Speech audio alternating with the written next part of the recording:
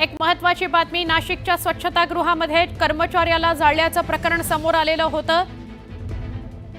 या कर्मचाऱ्याचा उपचारादरम्यान मृत्यू झालेला आहे। 60% हा कर्मचारी भाजलेला होता। अत्यंत धक्कादायक घटना आहे। हा आरोपी ज्याचं नाव शुभम जगताप, या सराईत गुन्हेगाराविरोधात खुनाचा गुन्हा दाखल होणार आहे।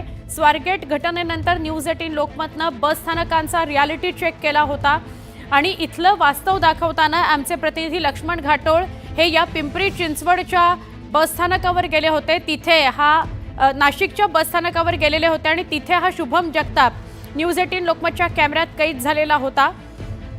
त्याही वेळी तो कुठल्या तरी महिलेशी वादच घालत होता, भांडणच तिथे तो करत होता आणि दारूच्या नशेत सुद्धा दिसत होता। पोलिसांकडून झालेलं दुर्लक्ष एकाच्या जीवावर बेतलेलं आहे। नाशिक बस स्थानकामध्ये हा शुभम जगताप न्यूज 18 लोकमतच्या कॅमेऱ्यात कैद झाला होता। लक्ष्मण आमचे प्रतिनिधी आपल्या सोबत आहेत।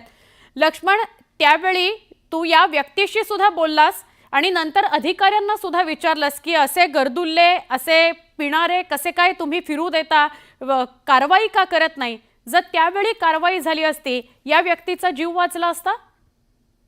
अगदी खरं आहे सुवर्णा, जर पोलिसांनी वेळीच त्या व्यक्तीला आवर घातला असता आणि या बस स्थानक परिसरामध्ये त्याचा जो वावर आहे तो जर कदाचित बंद केला असता पोलिसांनी पोलिसी काक्या दाखवून, तर निश्चितपणे आज विजय गोहलत नावाचा जो बस स्थानकाच्या स्वच्छतागृहातला कर्मचारी जो आहे तो जिवंत राहिला असता।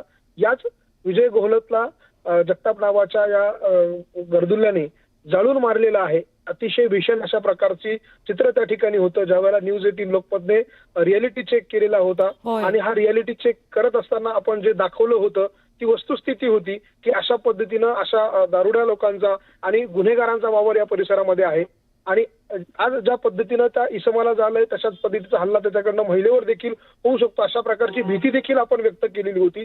मात्र यावर कुठल्याही प्रकारची कारवाई करण्यात आली नाही आणि शेवटे सरती जे व्हायचं नाही तेच झालं आणि या गुन्हेगारानं एकाला जाळून मारलेला आहे। त्यामुळे आता नाशिकच्या पोलिसांच्या कार्यक्षमतेवरती या सगळ्याच्या निमित्तानं प्रश्न उपस्थित केला जातोय। नक्की लक्ष्मण, धन्यवाद आपण माहिती दिलीत त्याबद्दल।